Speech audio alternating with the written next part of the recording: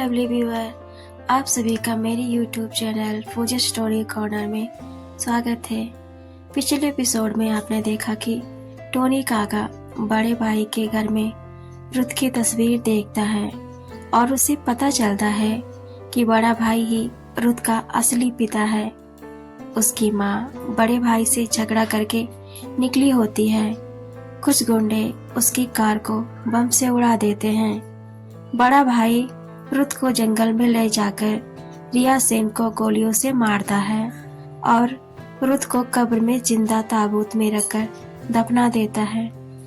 आहाना जंगल में पहुंचती है और रिया उसे बताती है कि रुथ कब्र में है।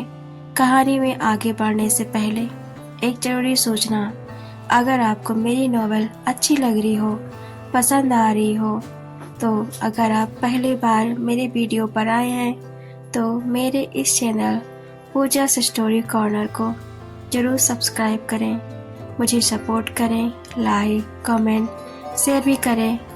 इससे मुझे मोटिवेशन मिलती है और भी कहानी और नॉवेल्स लिखने के लिए। अगर आज ये नॉवेल्स आप देख रहे हो तो आपको हो सकता है समझ ना आए। नॉवेल को अच्छी तरह से समझने के लिए, इस नॉवेल को अच्छी तरह से जानने के लिए आपको मेरे इस नॉवेल्स के पिछले सभी पार्ट को जरूर देखने की आवश्यकता है ताकि नॉवेल्स अच्छी तरह समझ सके। तो बढ़ते हैं बिना देरी किए अपनी novels when I first meet. तो नॉवेल्स में आगे सुनते हैं।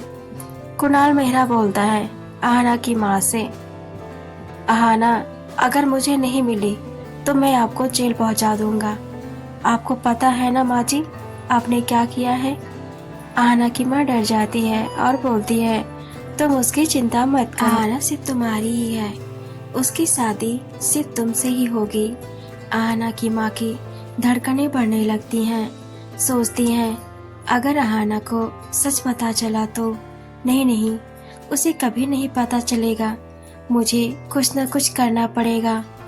कुणाल मेहरा जंगल तक पहुंचने ही वाला होता है पर वो जंगल नहीं जाता है, वो टैक्सी ड्राइवर का पीछा करता है। उधर टोनी काका बड़े भाई के घर से निकल जाते हैं और रास्ते में सोचते हैं अगर बड़े भाई ने रुथ को कुछ कर दिया होगा तो क्या होगा। जब उसे ये पता चलेगा जिस बच्चे को वो सारी जिंदगी ढूंढता रहा है उसने ही उस बच्चे की जान ले ली है। नहीं, बड़ा भाई ऐसा कुछ नहीं करेगा, उससे पहले मुझे रुथ तक पहुंचना होगा। वो तुरंत माखन लाल को कॉल लगाता है। माखन लाल कॉल पिक करता है और बोलता है जी टोनी साहब बोलिए। टोनी काका बोलते हैं रुथ अभी आपके पास ही है ना। माखन लाल बोलता है जी नहीं, रुथ साहब तो बहुत पहले ही यहाँ से चले गए हैं। टोनी काका बोलते हैं तुमको मैंने बोला था रुथ के होश में आते ही मुझे कॉल करो, बट तुमने तो। माखन लाल चुप हो गया। उसे लगा कहीं सच में उसने कोई गलती कर दी, कहीं रुथ साहब को कुछ हो तो नहीं गया। टोनी काका बोलते हैं वहाँ बैठे मत रहो, बाहर निकलो। मेरे रूम में जो टेबल है उसके ड्रॉर में गन रखी हुई है जो सबसे बड़ी है, उसको लेकर जंगल की तरफ आओ। अगर कोई भी आवाज सुनो तो गोलियां चलाओ। माखन लाल बोलता है टोनी साहब मुझे नहीं आती बंदूक चलानी।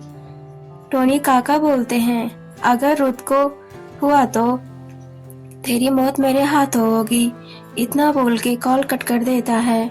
माखन लाल गन को लेता है और अपनी स्कूटी से बाहर आता है तो देखता है कि बहुत सारे खून के निशान और आगे पेड़ भी गिरा होता है।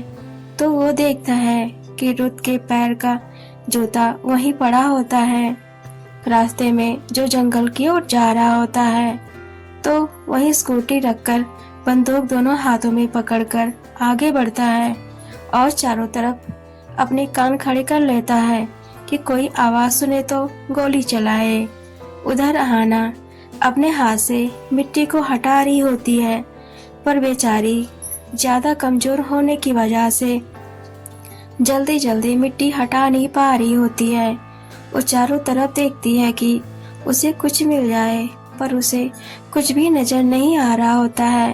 फिर से वो मिट्टी हटाने लगती है और बोलती है, तुम मेरी आवाज सुन सकते हो, मैं आ गई हूँ, तुमको कुछ भी नहीं होगा, प्लीज सांस लेते रहो, आंखें बंद मत करना, प्लीज मेरी आवाज सुनाई दे रही है आपको, प्लीज मिस्टर खड़ूस, मैं अहाना आपके पास आ गई, प्लीज मिस्टर खड़ूस मेरी बात सुनते रहो। रोते हुए फिर से चारों तरफ देखती है। उसे एक सूखा गिरा हुआ लकड़ी का पेड़ दिखाई पड़ता है। अहाना बोलती है, मिस्टर खड़ूस मैं अभी आती हूँ। अहाना पेड़ से एक मोटा लकड़ी का टुकड़ा लेकर आती है और वो गिर जाती है उस टुकड़े को लेकर, जिससे उसके हाथ में वो टुकड़ा लग जाता है और अहाना जख्मी हो जाती है। फिर भी अहाना हार नहीं मानती। वो उस लकड़ी को लेकर आती है और जोर लगाते हुए मिट्टी को हटाने लगती है। बारिश की वजह से मिट्टी ऊपर से गल गई होती है और नीचे सख्त हो गई होती है। अहाना कभी हाथों से कभी लकड़ी से मिट्टी को हटा रही होती है और बोल भी रही होती है, मिस्टर खड़ूस यहाँ पर बहुत सारी चिड़िया हैं, आपको बहुत ज्यादा पसंद है ना, आपके साथ मिलकर इन सभी को पकड़ लूंगी, फिर पिंजरे में कैद कर दूंगी। ये मुझे इस तरह रोते देख तमाशा देख रही हैं। वो चिल्ला रही होती है, ऐसा नहीं करती है कि ये किसी को बुला लाए। मिस्टर खड़ूस ये चिड़िया बहुत बुरी हैं, सुन रहे हो ना। मिस्टर खड़ूस सांस से लेते रहो। तभी अहाना देखती है ताबूत दिखाई पड़ रहा है। वो हाथ से जल्दी जल्दी मिट्टी को हटाती है और ताबूत पर लकड़ी से मारने लगती है। ताबूत बहुत मजबूत होता है।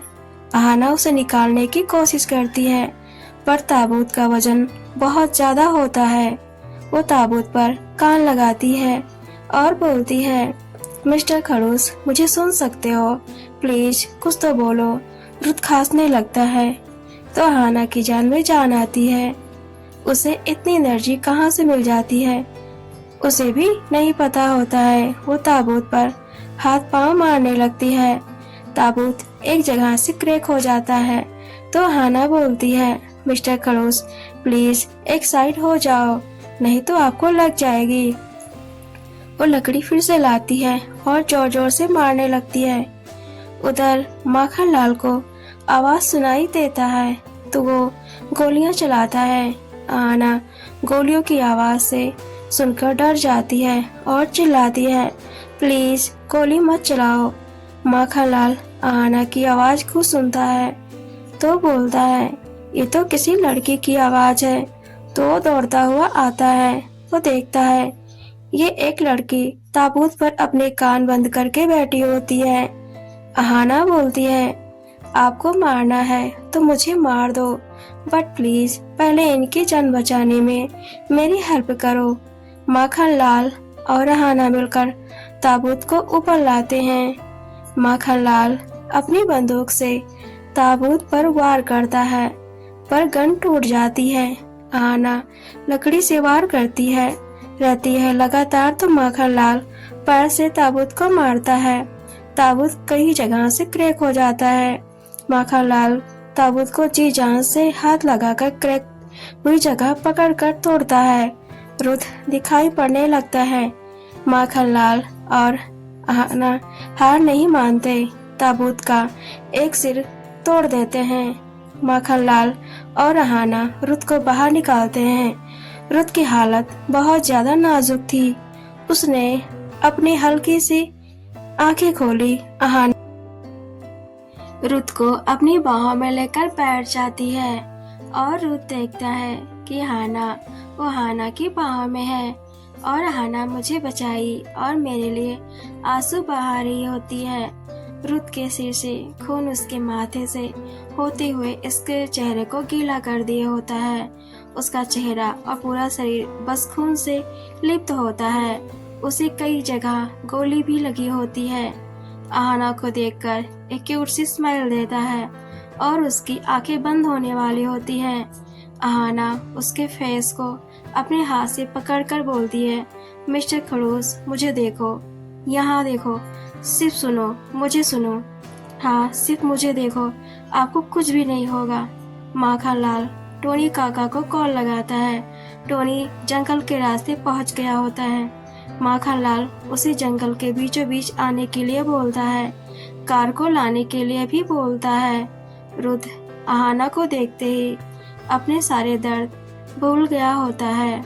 उसे बस आहाना का टच, उसका फिक्र करना बस उसे जिंदा रख रहा था। आहाना उसके खून से भीगे होठों को चूम लेती है। आपको मेरी नॉवेल कैसी लगी मुझे कमेंट में जरूर बताएं। आगे नॉवेल में हम देखेंगे कि क्या आहाना सच में रुद्र को प्यार करती है या बस इमोशनल बॉन्ड है। क्या कुणाल आहाना को ढूंढ पाएगा? क्या टोनी काका आहाना को रुद्र से दूर कर पाएंगे? तो देखते हैं नेक्स्ट एपिसोड में। तो बने रहें पूजा स्टोरी कॉर्नर में। Thanks for watching and keep supporting.